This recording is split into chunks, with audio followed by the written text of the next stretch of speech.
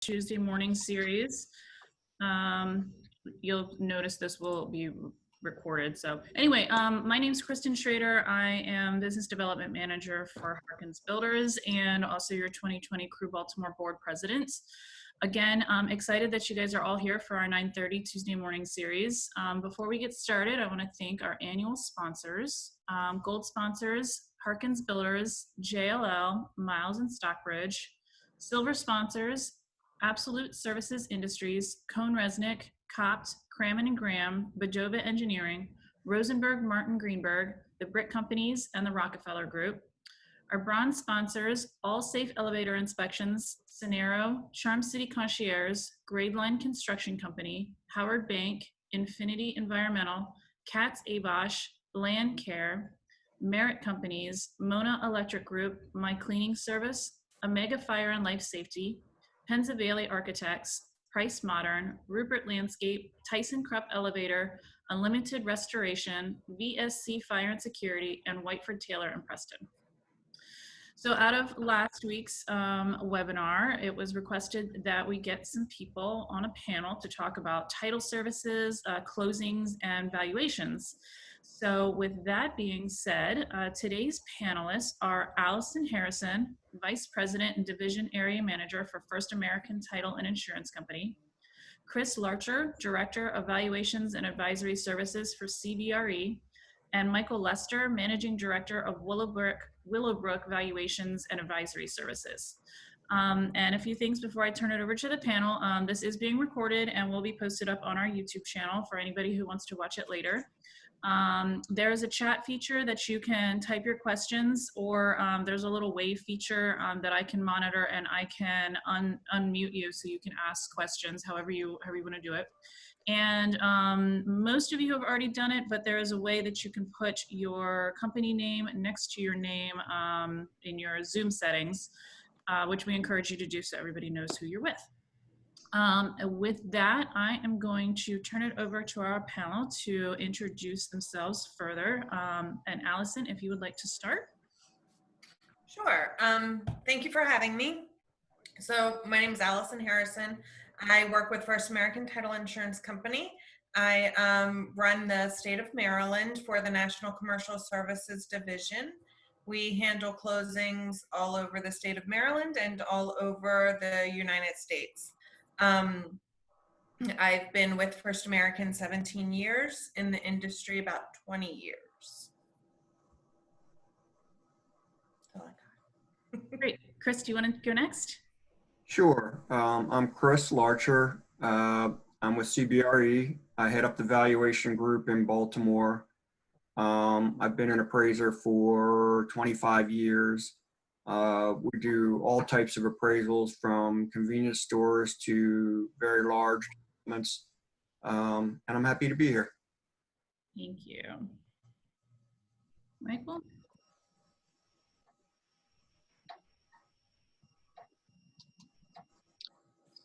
Good morning, it's Michael Lester. My firm is Willowbrook Valuation and Advisory Services, based here in Baltimore. I've been in appraisal for a long time as well, about 20 years, mostly working for other firms like CBRE and Colliers International. Started my own firm a couple of years ago, and like everybody else, I've been stuck at home for the last several weeks. Finding ways to keep busy with these Zoom sessions, as well as gotten into baking bread. A lot of people are baking bread these days. Banana bread specifically is what I've heard. I'll try that next. A lot of talk of banana bread out there. If you can find flour, I guess. I know my shelves are still empty.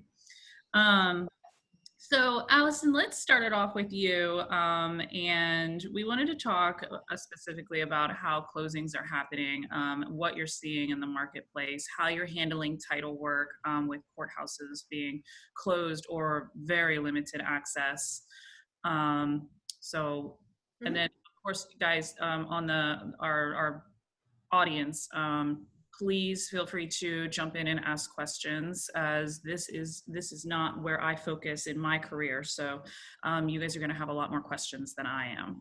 But go ahead, Allison. Okay, so we are, working through everything. We've been very successful thus far with closing every transaction that has, been scheduled. As far as, I'll start with title work because that's kind of on the front end. Courthouses all over the state of Maryland are closed to the public, which means it does limit information that we can obtain in our title searches. We've been fortunate with Maryland Land Records, which is an online site. We're still able to get, property insight reports, which are basically court searches to find any type of case that might be out there that affects the real property. The only thing we are struggling to obtain are any copies that we need that may be part of a foreclosure case, a current active court case. There are restrictions now with timing of court cases, such as foreclosures. There are certain steps that need to be taken and certain timeframes that need to be met. Those timeframes were stopped as of, I believe, from our review, we use March 1st. We have been able to obtain copies of, if there's a foreclosure in the chain of title, the parties have been able to get us the copies that we need for review in order to still proceed with the closing. Once we get to the closing table, the virtual closing table, because there really isn't a closing table, we are able to just send everything through FedEx. We've been very fortunate in the commercial world to where we have kind of operated with closing things without sitting in front of each other for many years now. So as long as people are able to execute the documents, have them notarized and sent to us, we're able to proceed. With that being said, there's been a lot of talk lately about remote online notarization, which is a whole nother topic that we can also talk about if people are interested in. The next challenge that we wind up facing at closing is, how do we get on record? How are title companies ensuring the gap that's created, because it's challenging to get on record because we don't have the access to the courthouse. And historically, the clerks in Maryland have not been as amenable to adoption of Simplifile, which is the online e-filing method that's out there for several courthouses. We use it across the nation. I can close something. Last week we had 2 closings in Utah and 1 in Virginia, and we were able to record same day via the Simplifile. The state of Maryland, through all of this COVID, has decided that it's time to step up and start utilizing the online recording system a little bit more. So that has been huge for the title industry in order to get recorded. There are still a lot of challenges because there's a lot of different steps with several of the recordings. You have to go to several different, there might be a city involved, there might be a finance office, a courthouse, and it's just really knowing each jurisdiction and knowing what their requirements are to get on record. We have not run into a situation where we have been unable to record something in the state of Maryland, either using the Simplifile method or old school FedEx it to us. We'll put it in the stack, we'll review it as we get to it, and we will proceed from there.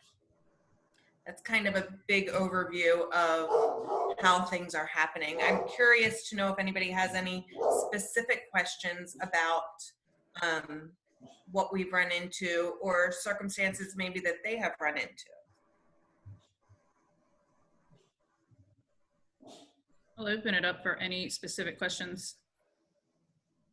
You can like your hand on the screen and I can unmute you. All right. talkative bunch this morning. Okay, well, people will, I'm sure, have more questions as this goes on, but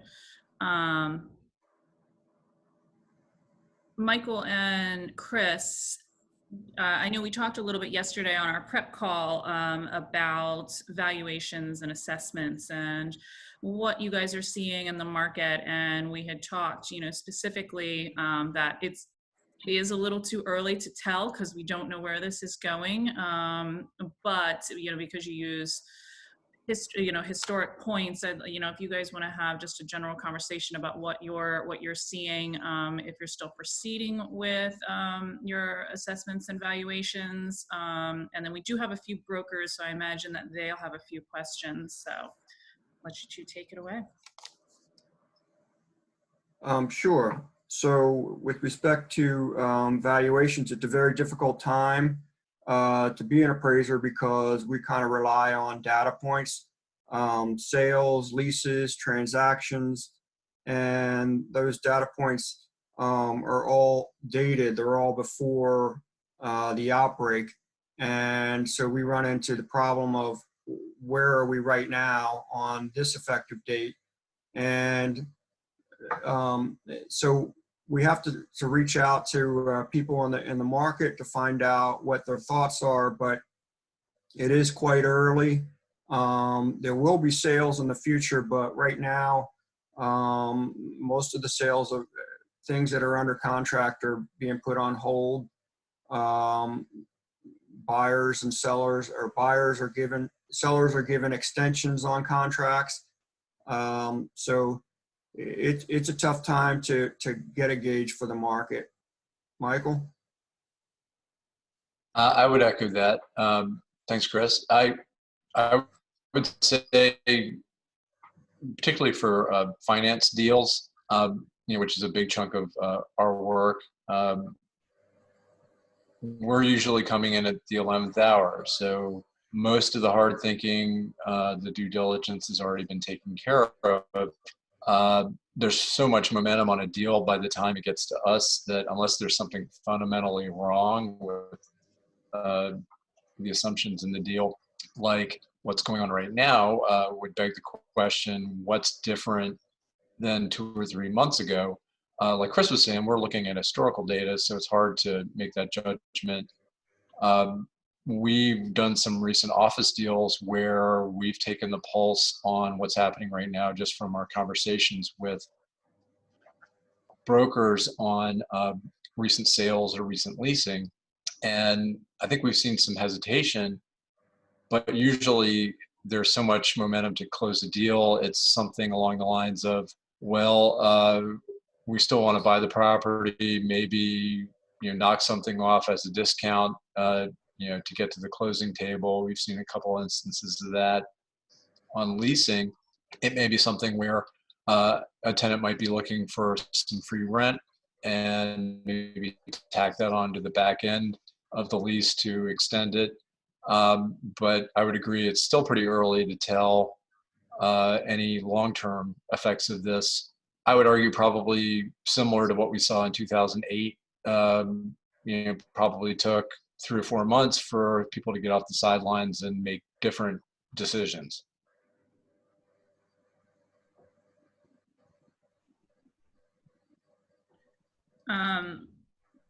Perfect. Yes, thank you. What I guess are there different?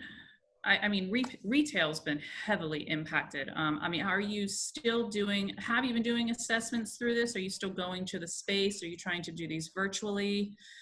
Have you seen anything there in the virtual space? We've still been going to properties, obviously with masks and so forth. I haven't done any apartment multifamily deals recently since this all started, so that's, I imagine, a different kettle of fish. We were at an office property last week where the only person that was there was the owner, so that was pretty straightforward. But if you're touring multiple apartments, I can imagine that's a lot more tricky. I think the guidance that we've been getting from lenders has been, just tell us what you're going to do in advance. You know, if you plan to do exterior only, that's probably fine. Just let us know up front. Sometimes we can get pictures of the interior from the buyer or the owner. But it's, you know, it just depends on how they're underwriting the risk. So most of our clients, they have a set of requirements for their inspections, and they've been pretty lenient on granting exceptions. They don't want to put people at risk, so we've been doing external inspections. If it's a shopping center with an open anchor, we'll go in there. And if like, for example, we had a small single user property and we did the exterior and we asked the owner to give us some interior photographs. This seems to be acceptable to lenders. So that's a pretty common procedure.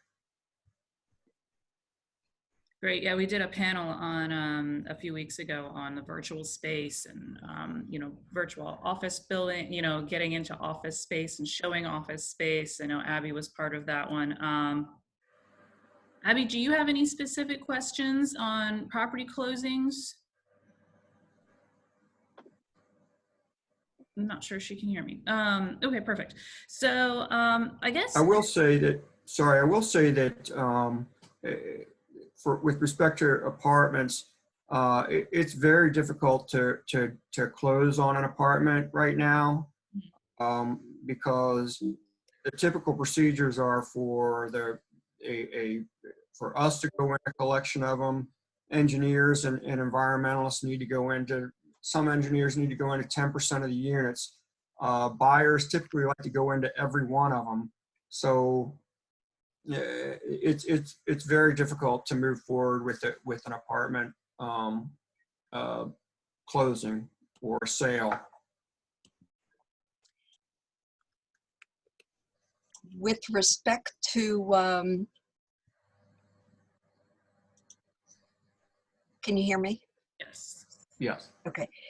With respect to getting estimates, at least for commercial space, if we have a PDF or a DWG file, we can still run space plans and pricing documents so that estimates can be done. And we've done that successfully during the lockdown. People are actually signing leases based on the lease negotiations. Whether they're moving or whether the construction is moving forward, I don't know.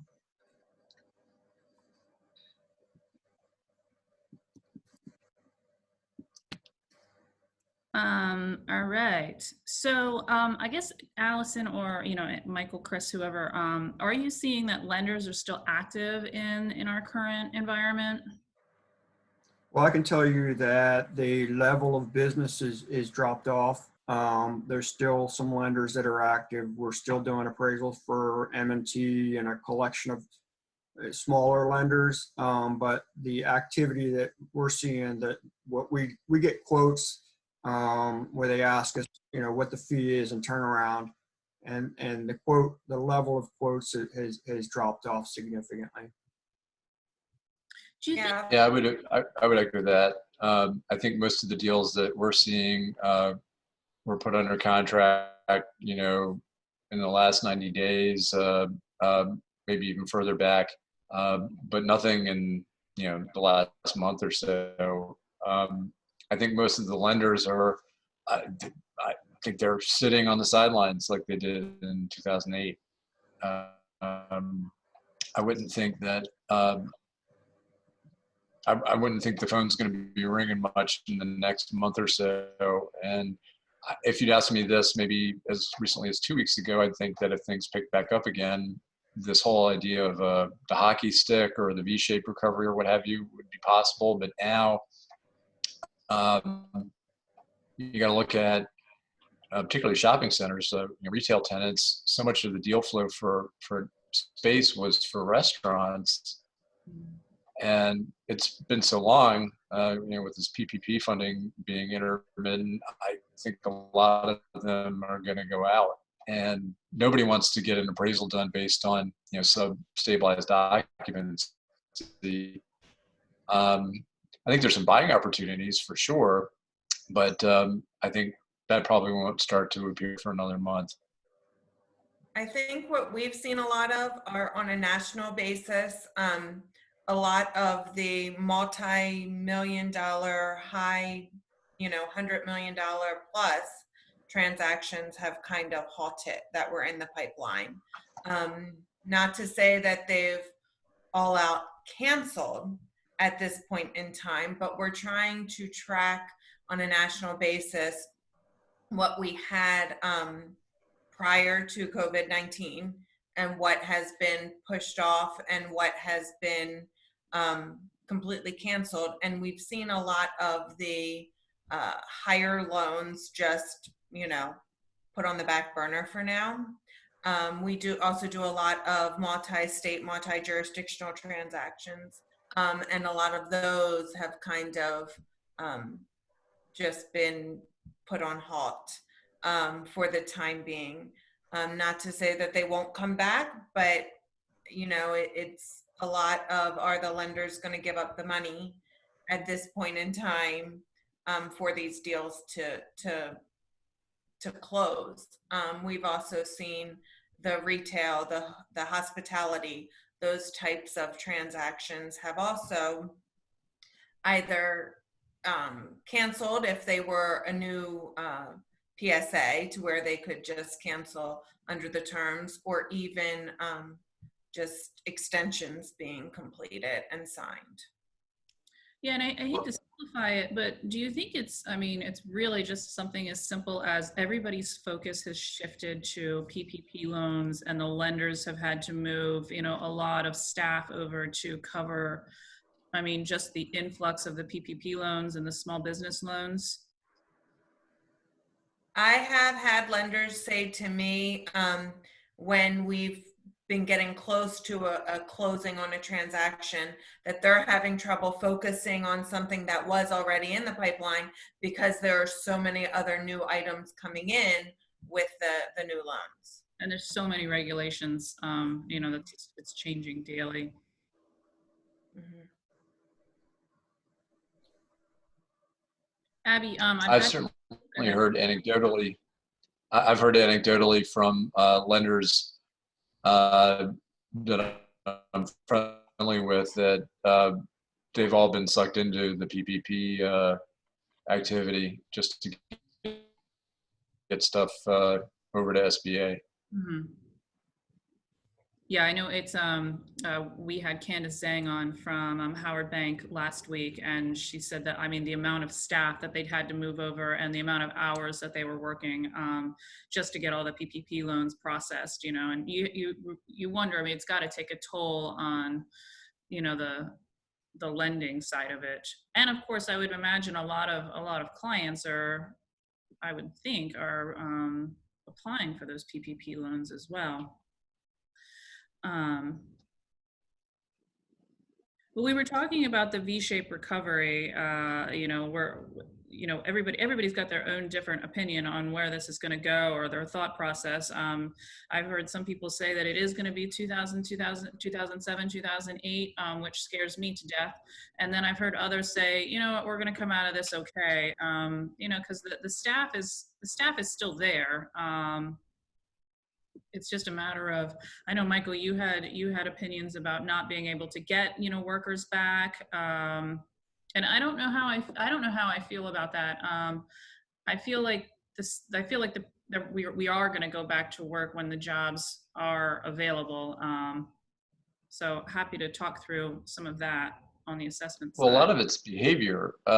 So let's say you're a restaurant and your team's still available and you can bring them back, but you know, and the government says it's okay. Well, first of all, is it feasible if you only have 25% capacity in your dining room? Does it make any sense to have people show up to wait on them? You're trying to turn tables, not have them occupied a quarter of the time. So that's one issue, I would think. And then, of course, how many people who've gotten used to DoorDash and carry out from their favorite restaurants are going to feel comfortable coming back. So I guess it's sort of a variation on if you build it, they will come. If you open it, will they come? Yeah, it's interesting. It's a conversation that I know I have with my programs committee on a regular basis. It's like, if we are allowed to host a luncheon in July, are people going to come out and come to that luncheon? I mean, it's a conversation. Nobody knows. So anyway, some of the other questions back to assessments. There was the question that came up: what happens when the property value doesn't hit the number? And are there going to be bridge loans? Are you bringing more cash to the deal? Are you seeing any of those?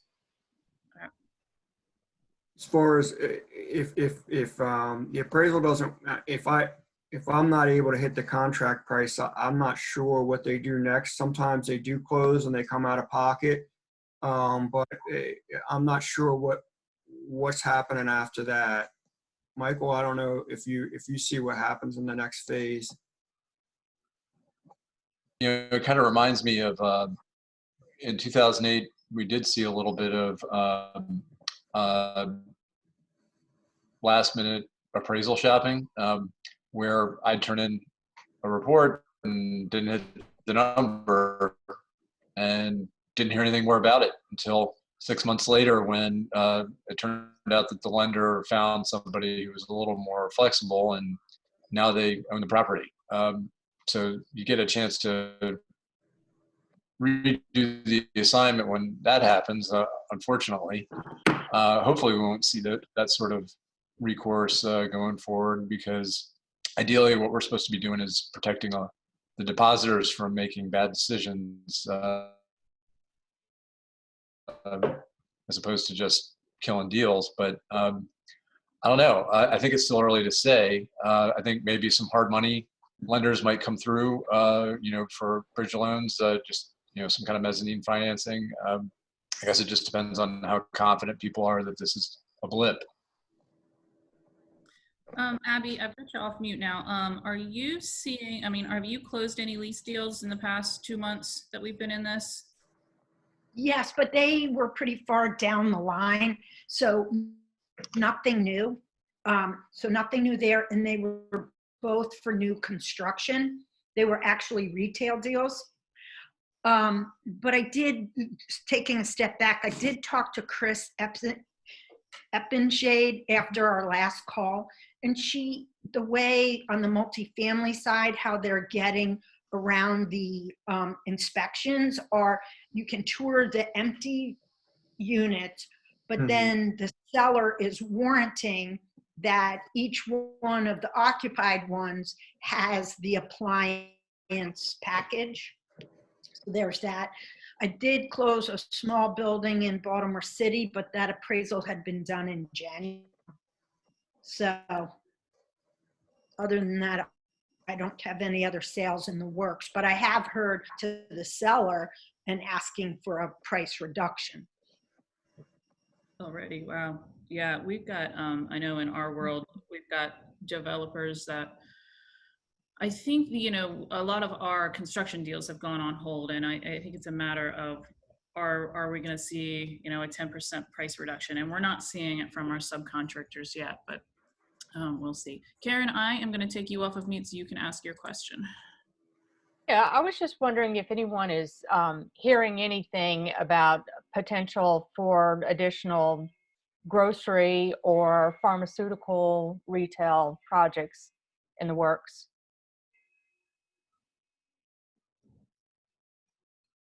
I haven't gotten any new transactions when it comes to retail or groceries or anything like that since all of this hit. Like I said, the large, grocery store chains, we actually do get a lot of the transactions for the national clients. And those, again, are kind of just on hold. on the title side, we're not always told why they're on hold, whether it's an appraisal or valuation or however, whatever comes up. But we haven't had those transactions close. We've been moving forward with industrial and things like that seem to be continuing to go. We've closed a slew of refinances actually in the past like 3 weeks on mostly industrial properties. I think that's an interesting issue, is that not all property types are alike when it comes to valuation. Industrial still hot. There was Amazon just closed on an enormous deal over near the airport. I don't expect that this downturn is going to impact all properties equal. There's going to be winners and losers. So I think it'll be a mixed bag. I agree. We haven't seen anything since the pandemic started, but anecdotally, just looking at some of the B and C centers that were formerly grocery anchored, they had the small boxes of like 25,000 square feet. Those actually work out pretty well for some of the new medical tenants, like urgent care. We did one recently where they had a tenant that had been leased a couple of years ago in that kind of a space for a blood plasma collection operation, which was kind of wild. But those were all in place or before current events took over. So I would think there's a lot of opportunity for change in use for a lot of these kind of spaces, particularly freestanding restaurant spaces convert pretty well to urgent care. It's just, I don't know if anybody wants to spend the money to retrofit them. A perfect example would be on retail. I did a recent appraisal where the anchors were Lowe's and Giant, and I talked to some brokers and they said that particular shopping center should be able to come out of this pretty well, compared to another shopping center that has their anchors have been closed. So again, it's going to be a mixed bag, and there's going to be some that you'll have institutional money that is still in play versus a regional buyer who's looking for to make a profit on something that's a little bit more risky.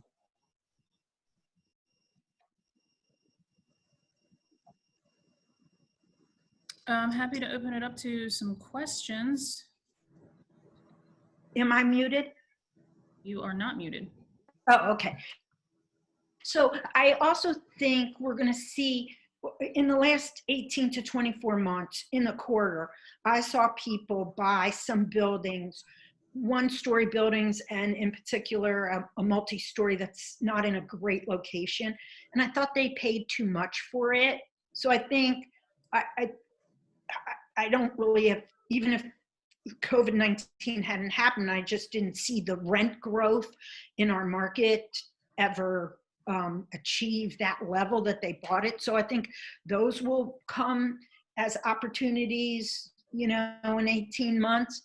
I think there are a lot of people who have a lot of money, local and regional companies who have money. So I do agree that there are going to be a lot of opportunities for purchasing. Does this affect opportunity zones at all? I haven't really seen a whole lot of uptick in interest in opportunity zones. I defer to Chris on that, but I know there's a lot of hype about it, but it seems like it's been kind of a bust. Well, one of the benefits of being in an opportunity zone is that you can get tax credits. So some multifamily players like to be in an opportunity zone so they can take that 10-year tax credit and reduce their real estate taxes. It helps the financial feasibility of a new deal. those are the only cases I've seen.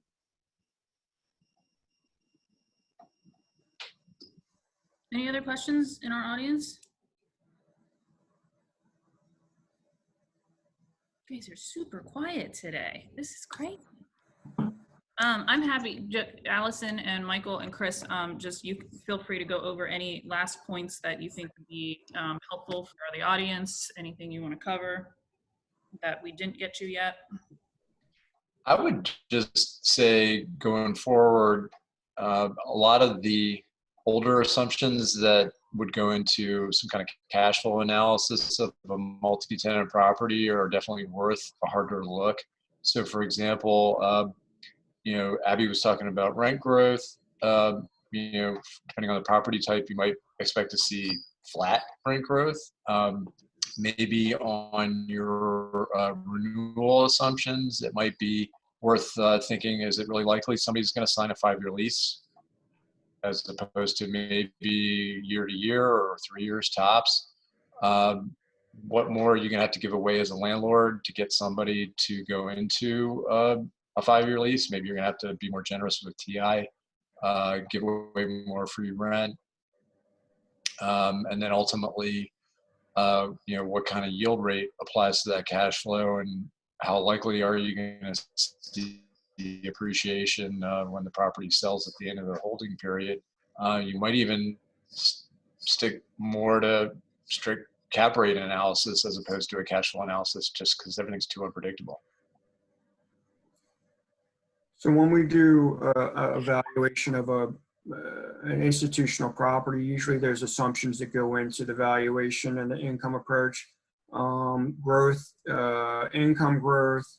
And from what I'm hearing, a lot of the investors are getting more cautious on that. A typical assumption in a market would be that the rents are going to grow for 3%. And so right now you're like, is the rent going to grow for the 3% over the next year? Probably not. So the combination of a lot of these assumptions getting a little bit more conservative definitely does result in on lower values. And if we're doing a valuation right now, I have peers like Michael out there that may have come across my appraisal. Well, I can't ignore the fact of where we're at right now. It needs to be addressed. And right now it's difficult to address because there aren't those data points to say where we're at, but I simply can't ignore the situation that we're in. So somewhere in there, I have to make some types of adjustments or some types of assumptions that sound reasonable at this time. And we reach out to other market participants to get a handle on those assumptions. But it's just, you can't ignore it, and therefore the values have to, whether it's a slight decrease or a significant decrease, it's got to be something. Is that going to feed into, do you think there's going to be any assessments based on an essential business as opposed to a non-essential business in this, in this time frame? Well, I mean, we certainly consider if the tenants are paying rent at a shopping center and those types of things. From what I've been told by a broker that I interviewed just last week in reference to a shopping center is that if they're trying to find out what tenants are going to come back, they're trying to find out what this shopping center is going to look like in 9 months or 10 months when they come out of this. So, right now, if you have 2 anchors that are open, that's great. But I think the only way you're going to get a shopping center to close in the near term is if the seller guarantees the rents that are going to be there for a period of time. And that's just going to be tough for anybody to do that at this point. I would offer, it's so unpredictable right now, even state by state, where the political leadership is on letting things get back open, what is essential, what's not essential. And really, people are just going to do what they're going to do. You're hearing a lot I don't know how they are able to do this, but supposedly they're able to take anonymized cell phone data and see like how often people are staying home, and apparently people are getting out and about again, unlike the last 5 weeks. So one thing that we haven't really talked about, but just kind of to go back to 2008, where deals stopped finding conventional financing, just the deal flow ground to a halt. And where it picked back up again was on, particularly on the multifamily side, where you saw HUD guaranteed MAP program financing for new construction. A lot of apartment deals got back off the ground because of that sort of intervention. I think you might find investors more willing to take a chance, depending on what kind of financing options are made available. Maybe the government steps in and makes it easier for non-recourse financing where the borrower doesn't have to put a personal guarantee on it. Maybe longer term amortization. I haven't really heard anybody talk about that yet, but I imagine those kind of conversations you'll start to hear more about to get new deals going again, but it might be a while. Tony had a question. Between Michael and Chris, has either of our speakers had to partner with another appraiser to gain insight on a deal that was outside of their comfort zone or area of expertise? If so, how was the collaboration done? So Tony, is that during pandemic or just in general? In general. In general. Oh, you can't hear me? Nope, we can hear you. Sure. Oh, okay. Yep. So it's a requirement for you to be competent in a different appraisal of a different property type. So you're required to go out and do research so that you're comfortable and that you're familiar with the market. So there are times that I will reach out to another appraiser, but most of the time we reach out to brokers that are involved with deals. They're kind of the direct connection. So if I ask an appraiser is going to tell you what a broker said. So one of the benefits of working at CBRE is that I have access to these brokers who are doing deals. So I usually rely on that interaction. I would say I'm more of a generalist. So I think I can handle most assignments, but Chris is right. You really got to think about it at the beginning, where if a client approaches you and says, we want you to do this, if it's your first rodeo, you probably should decline, or at least say, I have a buddy who works for a competitor. He said he'd help me out. Is that okay with you? If so, then we can go forward.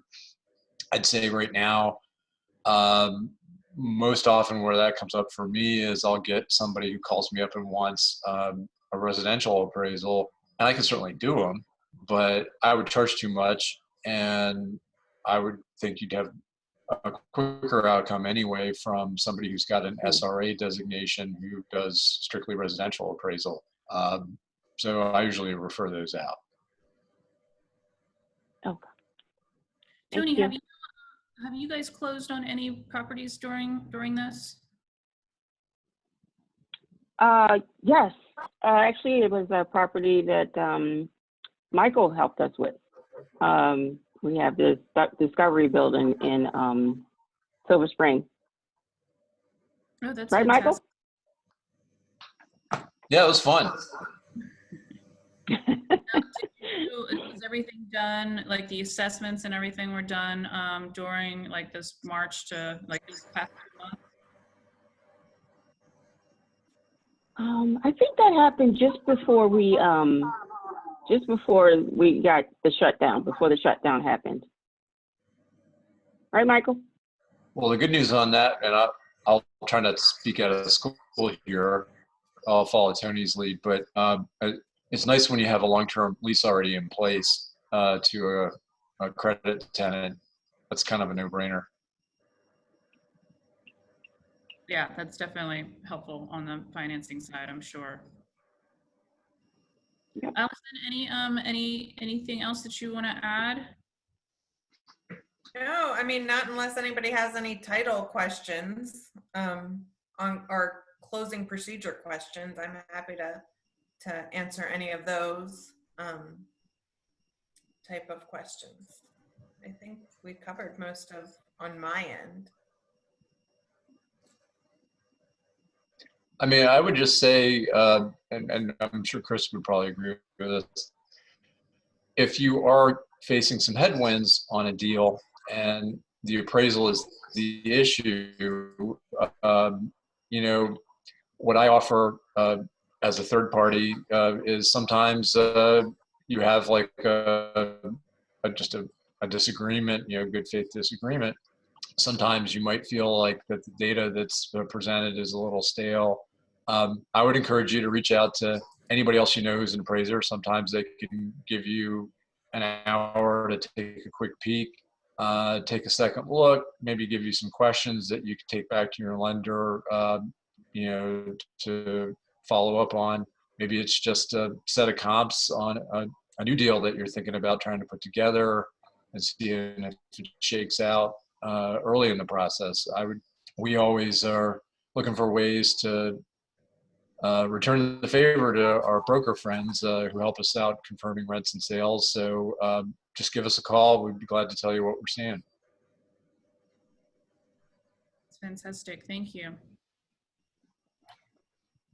All right. Well, with that, if there's no any last minute questions, I'll give you a few minutes back in your day. I want to thank Allison and Michael and Chris for joining the panel.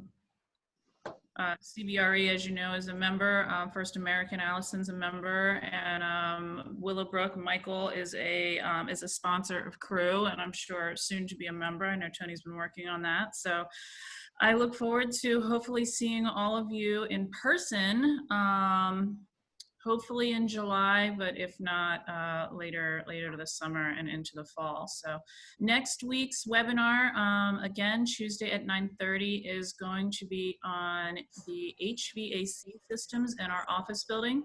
We have a gentleman from BKM speaking. He's a doctor in the healthcare world, and the healthcare, well, he has a doctorate in the mechanical engineering, or on the healthcare side, but can also speak a lot to the office buildings and some of the things that we should be doing or focusing on as property managers to get employees back in the building. So look for that to come out later today or tomorrow from Kelsey, and we will see you next week. So thank you again to our panelists for speaking.